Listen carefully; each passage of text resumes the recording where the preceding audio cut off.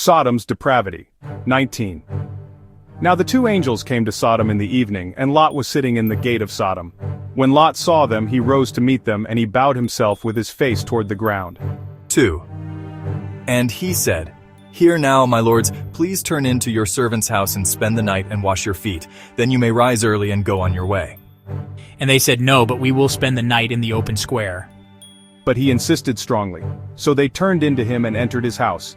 Then he made them a feast, and baked unleavened bread, and they ate. 4.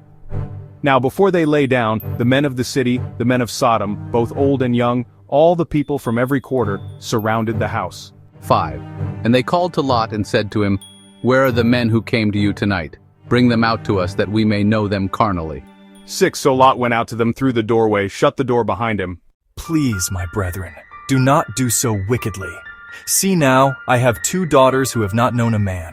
Please, let me bring them out to you, and you may do to them as you wish. Only do nothing to these men, since this is the reason they have come under the shadow of my roof." "Stand back!" This one came in to stay here, and he keeps acting as a judge. Now we will deal worse with you than with them. So they pressed hard against the man Lot, and came near to break down the door. But the men reached out their hands and pulled Lot into the house with them, and shut the door. And they struck the men who were at the doorway of the house with blindness, both small and great, so that they became weary trying to find the door. "Have you anyone else here? Son-in-law, your sons, your daughters, and whomever you have in the city, take them out of this place. For we will destroy this place, because the outcry against them has grown great before the face of the Lord, and the Lord has sent us to destroy it." So Lot went out and spoke to his sons-in-law, who had married his daughters, and said, "Get up, get out of this place, for the Lord will destroy this city." But to his sons-in-law he seemed to be joking. 15. When the morning dawned, the angels urged Lot to hurry, saying, "Arise, take your wife and your 2 daughters who are here, lest you be consumed in the punishment of the city." 16. And while he lingered, the men took hold of his hand, his wife's hand, and the hands of his 2 daughters, the Lord being merciful to him, and they brought him out and set him outside the city. So it came to pass, when they had brought them outside, that he said, "Escape for your life. Do not look behind you, nor stay anywhere in the plain. Escape to the mountains, lest you be destroyed." Then Lot said to them, "Please no, my lords. Indeed now, your servant has found favor in your sight, and you have increased your mercy which you have shown me by saving my life. But I cannot escape to the mountains, lest some evil overtake me and I die. See now, this city is near enough to flee to, and it is a little one. Please let me escape there. Is it not a little one? And my soul shall live." And he said to him, "See, I have favored you concerning this thing also, in that I will not overthrow this city for which you have spoken. Hurry, escape there, for I cannot do anything until you arrive there." Therefore the name of the city was called Zoar. 23.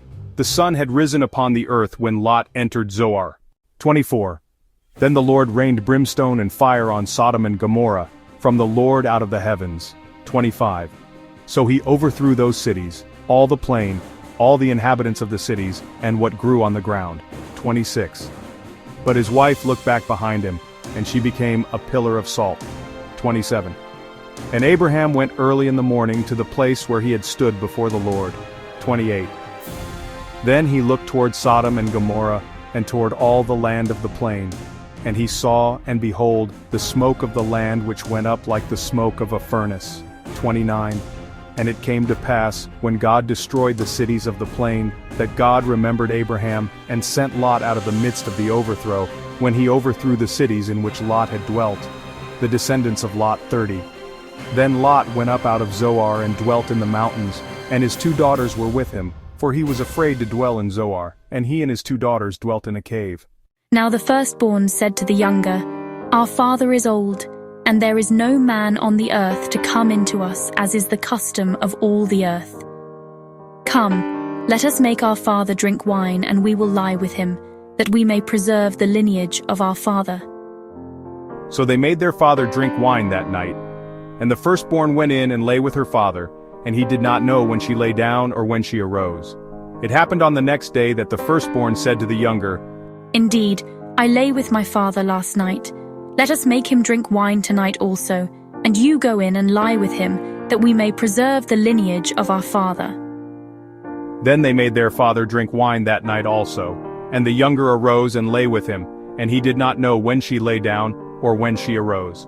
Thus both the daughters of Lot were with child by their father. The firstborn bore a son, and called his name Moab. He is the father of the Moabites to this day. And the younger she also bore a son, and called his name Ben-Ami. He is the father of the people of Ammon to this day.